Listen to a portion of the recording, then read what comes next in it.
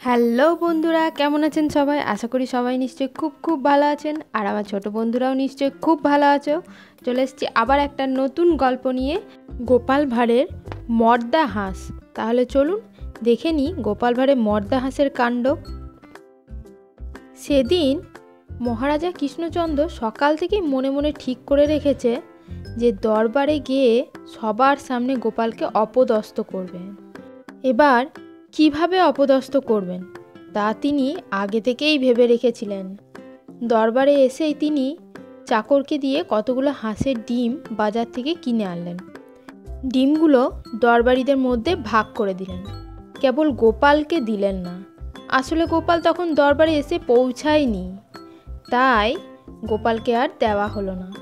সেদিন একটু বেলায় এসেছিল গোপাল। তারপর একটু পরে গোপাল দরবারে প্রবেশ করলো। রাজা ওকে সাগর আমন্ত্রণ জানালো, বলল, এসো গোপাল, এসো, বসো, খবর টবর সব ভালো তো? গোপাল বলল, হ্যাঁ মহারাজা, আপনার আশীর্বাদে সব ভালো। তা আপনার খবর কি বলুন? রাজা বলল, জানো গোপাল, কাল রাতে আমি একটা ভালো স্বপ্ন দেখেছি। আমাদের সরোবরে ডুব দিয়ে যে একটা হাঁসের ডিম সঙ্গে নিয়ে তুলতে পারবে সেই প্রকৃত তার বাবার সন্তান, আর যে পারবে না বুঝতে হবে সে তার পিতার সন্তান নয়, সে জারদ সন্তান।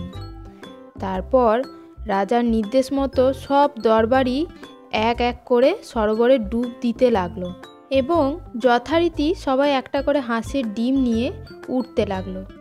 এভাবে একে একে অন্য দরবারিদেরও পালার সঙ্গে গোপালের পালা এলো। গোপালকেও সরোবরে ডুব দিতে হলো। গোপাল ডুব দিল, আবার উঠেও এলো, কিন্তু তা তো আগে ভাগেই ডিম পায়নি, তাই খালি হাতেই উঠে আসতে হলো। তবে খালি হাত থাকলে কি হবে, গলা কিন্তু নীরব ছিল না। মদ্দা হাঁসের মতন প্যাক প্যাক প্যাক প্যাক করতে করতে ভিজে গায়ে জল ছাড়তে ছাড়তে উঠে এলো। মহারাজা গোপালকে খালি হাতে জল থেকে উঠে আসতে দেখে বলল, কই গোপাল, তোমার হাতে ডিম কই? তবে কি তুমি মহারাজার কথা শেষ করতে না দিয়েই গোপাল বলল, মহারাজা, এই মাদি হাঁসগুলোর মধ্যে আমি তো একমাত্র মদা হাঁস, আমার কাছে ডিমের পাওয়ার আশা করেন কি করে?